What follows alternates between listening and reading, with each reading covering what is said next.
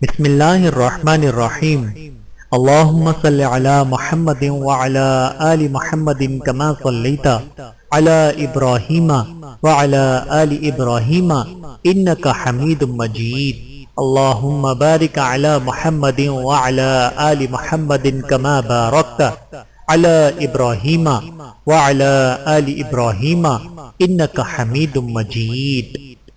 بسم اللہ الرحمن الرحیم۔ السلام علیکم ورحمۃ اللہ وبرکاتہ۔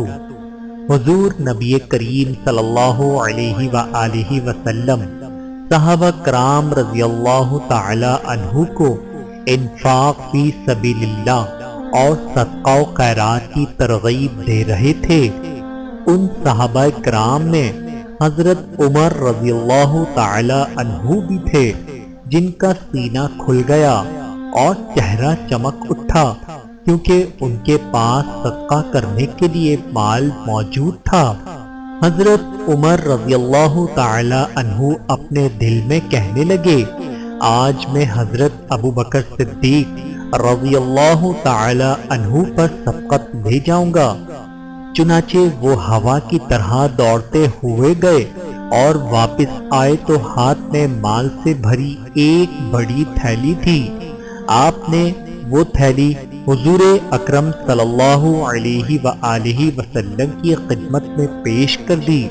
حضور نبی پاک صلی اللہ علیہ وآلہ وسلم نے اس بڑی تھیلی کی طرف دیکھا، پھر پوچھا، اپنے گھر والوں کے لیے کیا چھوڑ کر آئے ہو؟ حضرت عمر نے کہا کہ میں ان کے لیے اسی قدر مال چھوڑ کر آیا ہوں۔ اس کے بعد حضرت عمر رضی اللہ تعالی عنہ حضور اکرم صلی اللہ علیہ وآلہ وسلم کے ساتھ بیٹھ گئے۔ تھوڑی دیر نہ گزری ہوگی کہ حضرت ابو بکر صدیق رضی اللہ تعالی عنہ اپنے ہاتھ میں ایک بہت بڑا تھیلا، جو حضرت عمر کے تھیلے سے بڑا تھا، اٹھائے ہوئے مسجد میں داخل ہوئے اور حضور نبی کریم صلی اللہ علیہ وآلہ وسلم کے سامنے لا کر رکھ دیا۔ حضور اکرم صلی اللہ علیہ وآلہ وسلم مسکرائے اور پوچھا، تم اپنے گھر والوں کے لیے کیا چھوڑ کر آئے ہو؟ حضرت ابو بکر صدیق رضی اللہ تعالی عنہ نے متواضعانہ انداز میں جواب دیا کہ ان کے لیے اللہ اور اس کے رسول کی محبت چھوڑ کر آیا ہوں۔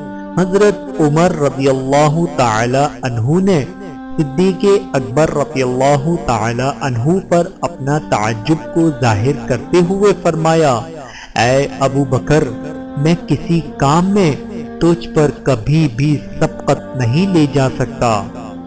اللہ تعالیٰ سے دعا ہے کہ اللہ تعالیٰ ہم سب کو پیارے آقا صلی اللہ علیہ وآلہ وسلم کی پیاری پیاری سنتوں پر عمل کرنے والا بنائے۔ آمین ثم آمین۔